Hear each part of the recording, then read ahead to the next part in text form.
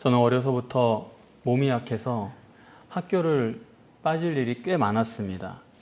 그러다 보니까 신체적 자유가 얼마나 중요한지에 대해서 일찍이 알았기 때문에 제가 지금도 어떤 마음의 자유라든가 생각의 자유라든가 또 우리 경제나 또 우리 삶의 자유에 대해서 유독 예민하게 반응하는 것은 아마 그런 이유가 아닐까, 그런 생각도 해봅니다. 질병이라는 것은 인간에게 삼중고를 가져다 줍니다. 먼저 육신의 고통, 정말 괴롭고요. 그 다음에 활동 전반에 제약이 옵니다. 몸과 마음이 다 마음대로 못해요. 위축됩니다. 더 나아가서는 인간관계에도 문제가 생깁니다. 긴 병에 효자 없다는 말이 있지 않습니까? 그런 거예요. 제가 아는 어떤 교회도 목사님께서 교인들과 목회를 잘 하시던 분인데 굉장히 존경받고 사랑하고 이랬는데 갑자기 병이 드셔가지고 알아 누우셨어요. 2년을 병치레를 하는데 결국에는 교회가 못 견디더라고요. 그래서 그 교회에서 목사님을 내보냈습니다. 그런데 뭐 상황이 어떻게 되는지 잘 모르지만 집도 없이 나간 거예요. 그래서 그 사모님이 우시더라고요. 우리 갈 곳도 없다고. 그러니까 그 부부도 안 됐지만은 그 교인들도 안 된 겁니다. 뭐 종교 생활이 그게 다 뭐라고 거기서 예배를 계속 드려야 되는지는 모르겠지만은 그런 심령으로 어떻게 하겠어요. 그거는 정말 안 된 일이죠. 그러니까 이 병이란 게 모든 관계까지도 다 망치는 것입니다.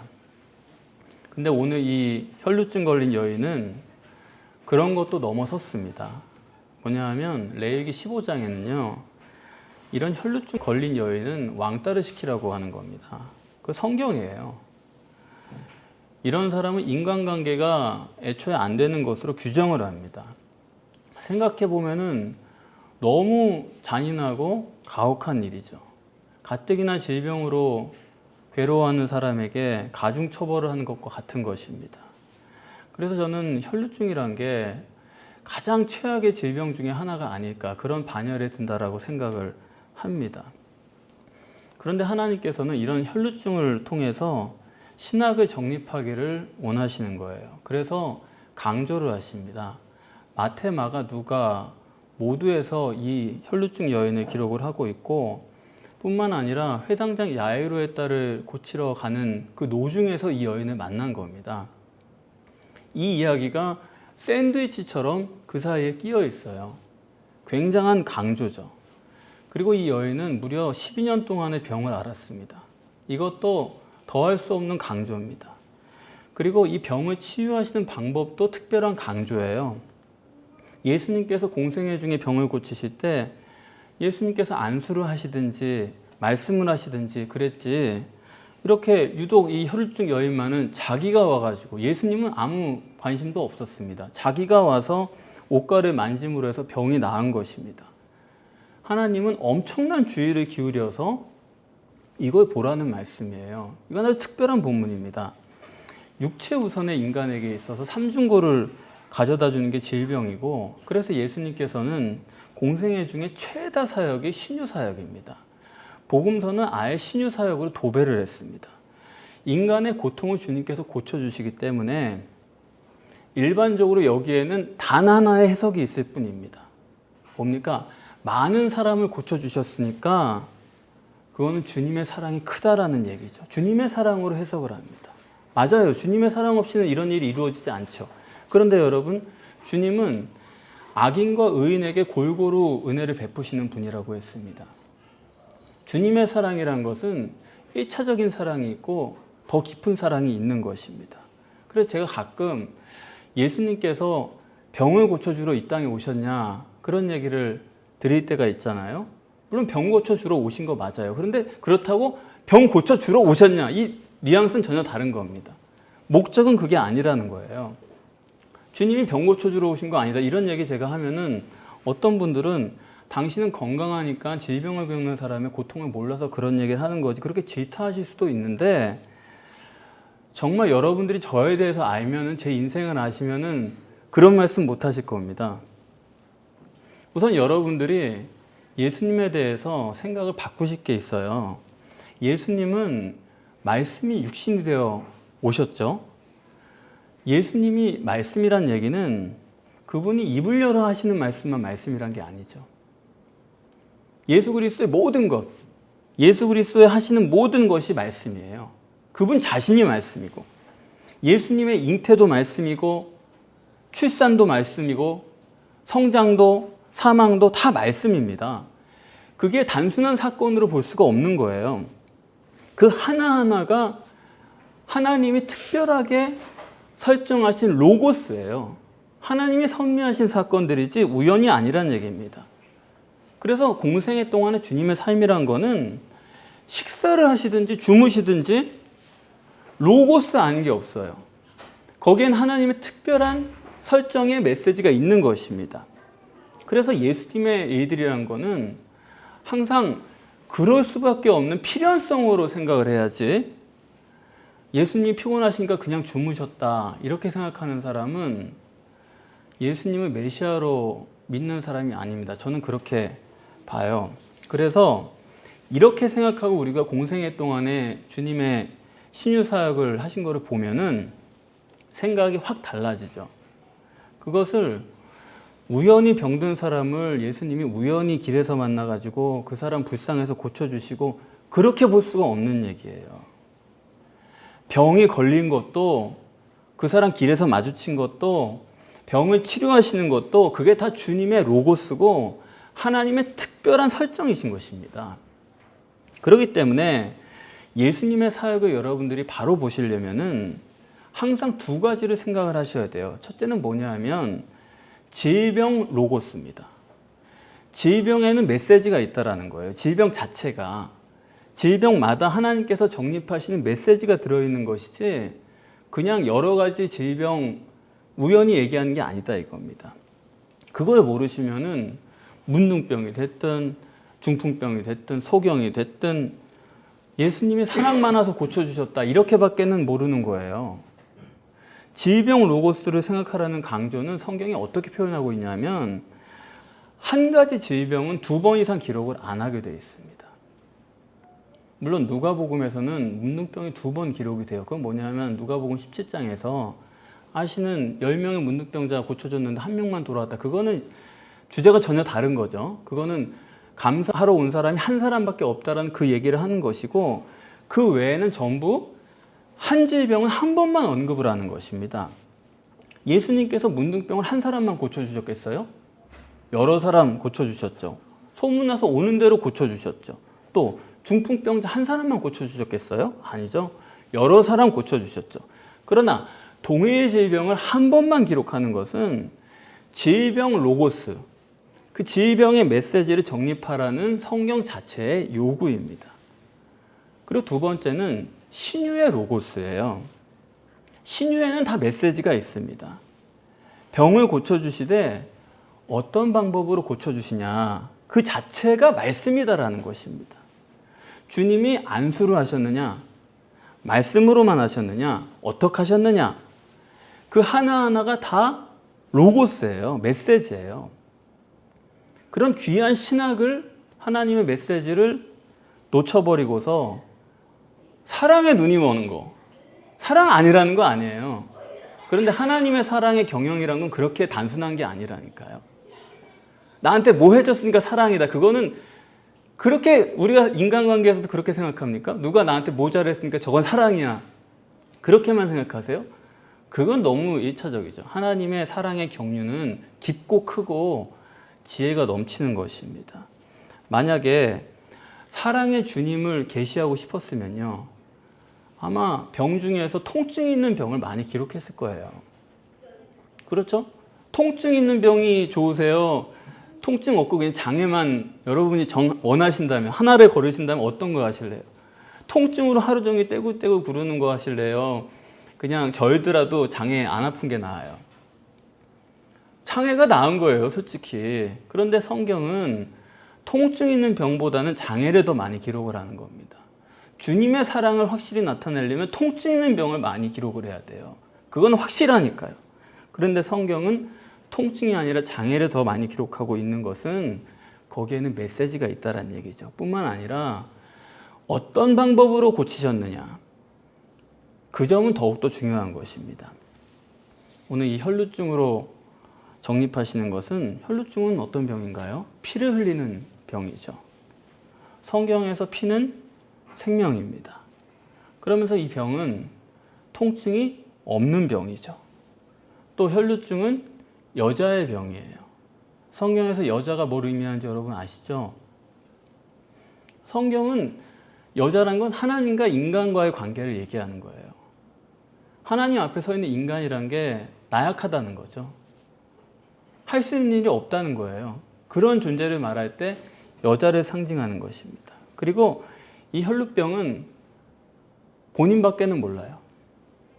남들은 이 사람이 아픈지를 몰라요. 문둥병 같은 건 제3자도 금방 알아보죠. 그런데 혈루증은 남들은 전혀 모르는 거예요. 오히려 이 여인이 얼굴이 창백하기 때문에 더 예쁘다고 그랬는지도 몰라요. 그런데 율법은 또 이런 여인을 왕따시켜라, 그렇게 금한단 말입니다. 그래서 이 혈루증이 뜻하는 것은 뭐냐면, 이거는 내면적인 문제다, 밖으로 드러나는 얘기가 아니다 이겁니다. 인간의 중심의 문제고 영적인 죄고, 이런 걸 가시적으로 육적으로 나타낸 것이 혈루증이다. 자, 거기까지는 알겠는데 왜 혈루증은 교제를 금하게 했나, 그건 또 무슨 뜻이냐 하는 것까지는 우리가 알아야 될 겁니다. 레위기 15장을 읽어보시면은 거기서는 그냥 인간관계만 금한 거예요. 이런 병 있는 사람이랑은 상대하지 마라. 그런데 오늘 본문을 보면은 역시나 그게 문자적으로 인간관계 금하라는 얘기가 아니라 다른 뜻을 담고 있다는 것을 우리가 알 수가 있어요. 본문에 많은 사람들이 예수님을 애워쌌습니다. 그런데 이 혈루증 걸린 여인이 그 사이를 비집고 들어와야 되는 거예요. 예수님께서 누가 내 몸에 손을 대었느냐 하시니까 제자들이, 아예 우리가 이렇게 에워싸고 있는데 그거 누가 손댔냐고 그러십니까? 당연히 그거 부딪히는 거죠. 군중에 에워쌌다는 거거든요. 그 말은 뭐냐면 이 혈루증 여인은 다른 사람에게 다 접촉을 하고 거기까지 간 거예요. 예수님은 말할 것도 없고, 다시 말하면 율법을 완전히 어기고 거기에 들어간 것입니다. 그렇기 때문에 이건 우리가 해석을 달리 해야 돼요. 성경이 규정하는 이 혈루증의 의미라는 것은 뭐냐면, 이 왕따는 인간관계에서의 왕따가 아니다, 그렇게 보면 그 얘기가 아니에요. 이거는 하나님과의 문제라는 거예요. 인간의 인간적 방법에서의 그런 왕따를 얘기하는 게 아니고, 이 사람은 영적으로 하나님과 왕따된, 하나님과 떨어져 있는 인간을 상징하는 것입니다. 그래서 이 여인이 어떤 상태냐면, 피를 흘린다고 하잖아요. 그건 뭡니까? 피 흘린다는 건 죽었다는 뜻이죠, 사람이. 영적으로 죽은 사람을 말하는 겁니다. 아시겠습니까? 내가 동산나무의 실과는 임의로 먹되 동산 중앙에 있는 선악과는 절대로 먹지 마라. 먹는 날엔 정령 죽으리라. 그런데 먹어서 죽었어요. 그 죽은 자가 누구냐? 이 혈루증 여인이다 이겁니다. 그런데 그 죽은 여인이, 피를 흘린 여인이 피가 그쳤다는 게 뭐냐 하면, 아담의 후손으로서 죽었던 자가 산 거예요. 그래서 구원이라는 거는 뭐 율법을 지키고 뭐 죄인이 의인되고 그런 문제가 아니라요, 죽음에서 생명으로 옮겨가는 게 구원입니다. 이거 우리가 분명하게 해야 돼요. 율법대로라고 한다면, 만약 죄를 버리고 의인이 되는 게 구원이라고 한다면 이 여인은 안 돼요. 왜요? 여기까지 오면서 얼마나 사람들을 많이 만졌어요. 죄란 죄는 다 짓고 왔는데 그냥 구원이 된 거예요. 용서받은 게 아닙니다. 그렇잖아요? 죄 짓고 끝까지 왔는데 구원이 그냥 그에게 간 거예요. 산 거예요. 구원이란 건 죄에서 구원이 아니에요. 죄는 죄로 사함 받는 거고, 구원은 죽었던 사람이 사는 거예요. 생명을 줘버리는 거예요. 그게 구원입니다. 그러면서 혈루증을 고쳤다. 이것은 어떤 의미가 있느냐? 주님은 지금 이 여인을 고쳐주실 의사가 전혀 없어요. 그런 건 아무 상관도 없는 겁니다, 지금. 주님은 지금 딴 데 가시는 길이에요. 딴 데 보시면서 딴 생각하며 가시는 거예요. 그런데 이 여인이 다가와가지고 옷을 만져서 나은 거예요. 여기서 주님이 정립해 주시려는 게 뭐냐 하면, 이 혈루증 여인의 신유라는 거는요, 100% 인간의 개입이다 이겁니다. 100% 인본이다 이거예요. 이걸 강조하시는 거예요. 요즘식으로 말하면 병든 사람이 기도원 가서 낫고 뭐 기도받고 낫고 그런 게 아니라요. 병들었잖아요. 이 여인식이면 그냥 병원 가서 병 낫는 거예요. 그런 구원, 100% 인간적 구원을 말하는 거예요. 그러니까 공부도 원종수 권사 같은 사람은 자기는 생각도 안 했는데 하나님께서 특별한 능력을 줘가지고 시험 보러 갔는데 막 허공에 교과서가 막 넘어가잖아요. 그래가지고 서울대 가고 그리고 하버드 의대 가고 이렇게 한 거 아닙니까? 그렇게 하는 사람이 있는가 하면은 반면에 100% 인본으로 100% 자기가 노력하고 공부하고 그래가지고 공부 잘하는 사람이 있다고요. 거기에 해당하는 게 이 혈루증이에요. 100% 인본이 개입해가지고 신유가 돼버렸다는 거예요. 즉, 뭘 말씀하는 거냐? 인간의 의지가 아니면 절대 안 된다라는 것을 보여주는 게 오늘 본문이에요. 인간의 의지가 굉장히 중요한 거예요, 하나님께는. 하나님은 인간과 이런 사이가 되기를 원하시는 거예요. 그 이해가 되세요? 하나님은 포기를 안 하시는 분이죠. 나는 나를 포기하고 남들은 나를 피해도 하나님은 나를 끝까지 사랑하시는 분이란 말이에요. 포기를 안 하신단 말이에요. 그렇다고 해도 하나님은 일방적인 사랑은 또 안 하세요. 그 점을 아셔야 됩니다. 죽는 순간까지 하나님 우리를 포기 않고 하시지만 그렇다고 일방적으로 끝내는 건 없어요. 사랑이란 게 여러분 일방적인 사랑은 사랑이 아니에요. 우리가 인간이니까 일방적인 사랑도 못하니까 그게 커 보이지만은 아니요. 하나님께는 그거는 쉬워요. 일방적으로 왜 못합니까? 전능하신 분이. 그런데 하나님의 사랑은 더 깊어요. 내가 누구를 꽉 껴안는다고 해서 그게 사랑이 아니라고요. 상대방도 진심에서 우러나서 나를 껴안아 볼 수 있도록 그렇게 꽉 껴안으면 안 되는 거예요. 한 걸음을 둬야 되는 거예요. 그래서 상대방이 나한테 한 발짝을 내딛어서 같이 껴안아가지고 하나가 되는 것이지 내가 꽉 껴안고 꽉 붙들고 그걸 사랑이다. 하나님은 그렇게 생각을 안 합니다. 그래서 하나님께서는 인간에게 생명을 주실 수 있어요. 그렇죠? 아니 뭐 뉘우치지 않아도 그렇죠. 구원은 뉘우쳐서 되는 게 아니잖아요. 구원은 그냥 주시는 거예요. 하나님이랑 친하면 주시는 거예요. 생명은 하나님이 하늘에서 위에서 내려주시면 되는 거예요. 그런데 그렇게 안 하세요. 왜? 하나님은 꼭 이렇게 신인 메시아를 이 땅에 보내시는 겁니다. 왜 그분이 꼭 이 땅에 오셔야 되느냐? 그냥 하늘에서 생명을 뿌려버리면 되는데 안 오시면 어떻게 되느냐? 이건 뭐냐면 하나님은 인간과 직접적이고 개별적인 교제를 원하시는 거예요. 그것도 제사장이나 누구나 중보를 통해서 그렇게 교제하자는 게 아니고 예수 그리스도께서 이 땅에 직접 오셨다는 그 목적은 뭐냐면 인간과 초월적인 하나님이 직접적이고 개별적인 인격적 교제를 할 수 있게 그렇게 하자는 게 성육신의 목적입니다. 많은 사람들이 예수님을 애워싸 가고 있어요. 마치 오늘날 교회 갔죠. 예수님 확 둘러싸고 갑니다. 그런데 그 많은 사람 중에서 예수님을 메시아로 보는 사람은 이 여자 하나밖에 없어요, 지금. 예수님 하고 가는 것 같아도 예수님을 메시아로 보는 사람은 그 중에 한 사람도 없다고요. 그런데 이 여인만 메시아를 알아본 겁니다. 믿고 나오는 거예요. 다시 말하면 뭐냐? 하나님은 이 여인이 자기 앞에 나오기를 원하는 거예요. 직접 만나기를 원하는 거예요. 애워싸 가는 거는 중요치 않아요. 주님 주변으로 몰아서 같이 가는 거, 집단으로 가는 거, 그거는 주님께는 아무 관심도 없는 얘기예요. 자기 앞에 나오는 한 사람이 중요한 거예요. 이 여자가 여기 나오는 게 이게 어떻게 가능한 거냐? 이 혈루증 여인은요, 육적으로는 완전히 자기를 부인한 사람의 대표입니다. 완전히 자기를 죽인 사람이에요. 12년 동안 알았습니다. 고쳐보려고 별수를 다 썼지만은 안 해본 일이 없지만 안 됐어요. 결혼도 못했어요. 좋은 시절 다 지나갔어요. 12년 알았으면 뭐 말 다 한 거죠. 그 정도 되면은 에이 뭘 고쳐. 이건 방법이 없지 이거는. 12년 여러분 알아보세요. 고치고 싶은 마음이 있으실 것 같으세요? 없어요. 오래 알아보면 아픈 재미에 산다니까요. 그게 익숙해지는 거예요. 더구나 절대로 사람들 앞에 가까이 하면 안 되는 사람입니다. 12년을 그렇게 산 사람이에요. 감히 어딜, 그거는 내 마음도 그래요. 남들한테 패기치면 안 되지. 나 때문에 다른 사람들이 부정한 사람 되면 안 되지.